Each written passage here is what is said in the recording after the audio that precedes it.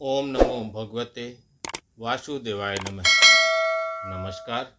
मैं ज्योतिषाचार्य वरुण प्रकाश ज्योतिष के आज के इस विशेष कार्यक्रम में आप सभी सनातन परिवार से जुड़े हुए माताओं, बहनों, भाइयों, बंधुओं का दिल से स्वागत करता हूँ। ये जो जबान हमारी है, जो जीभ है, जीभ से निकलने वाली वाणी, शब्द, यह कुछ भी करा सकती है। जबान चाहे तो हमको बड़े बड़े पद दिलवा सकती है। जबान से हम अच्छी वाणी बोल के सबके बीच में प्यार पा सकते हैं, और यही जबान जब चाहे तो हमको मार भी खिलवा सकती है, गाली भी दिलवा सकती है। इसी जबान का त्रुटि हो गया बिहार में।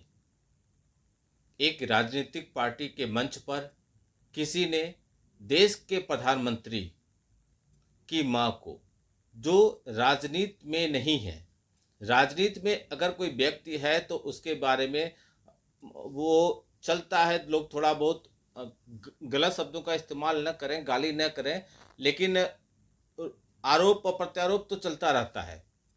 लेकिन जो राजनीति में नहीं है, उसकी माँ को गाली देना, ऐसी माँ को गाली देना बिल्कुल अशोभनीय था।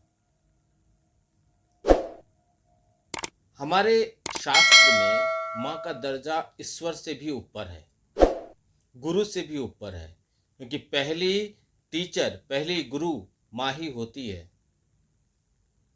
और भगवान ने भी कहा है, हमारे पुराणों में भी है, हमारे वेद में है, हमारे वैदिक संस्कृति में भी है कि माँ अगर दिल से श्राप दे दे और माँ अगर दिल से भी आशीर्वाद दे दे तो ईश्वर भी उसकी बात को काटते नहीं है। माँ वो है जो हमारे शरीर में प्राण डालती है। माँ वो है जो हमें अपने पेट में 9 महीने रखती है और जीवन भर अपने आंचल में रखती है। माँ वो है जो हमें संस्कार सिखाती है।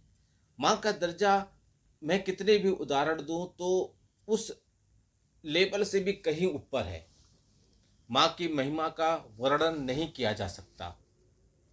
जिसके पास माँ नहीं है ना, उनके दिल से पूछिए कि इस माँ की क्या कमी उनको खल रही है।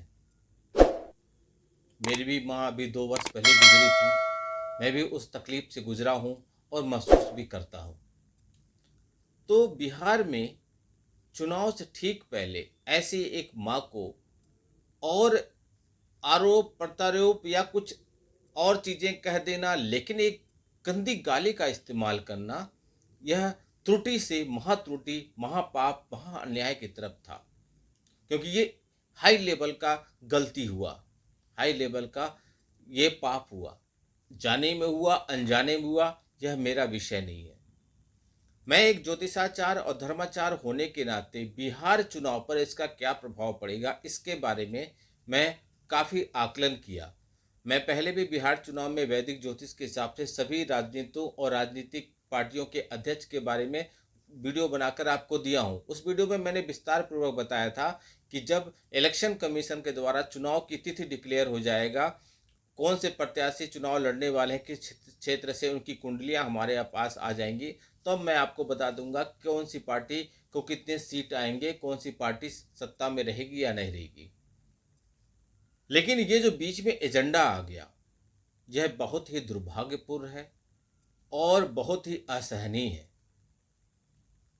मैं राजनीतिक व्यक्ति नहीं हूं, लेकिन मैं इस शब्द का, जो गाली दी गई, इसका चुनाव पर बहुत ही व्यापक प्रभाव पड़ेगा। क्योंकि आपने दूसरी विपक्षी पार्टी को बैठे बिठाए एक मुद्दा दे दिया, और यह ऐसा मुद्दा है जो सबकी आत्मा से जुड़ा हुआ है, सबकी अंतर आत्मा को झकझोर देने वाला मुद्दा है।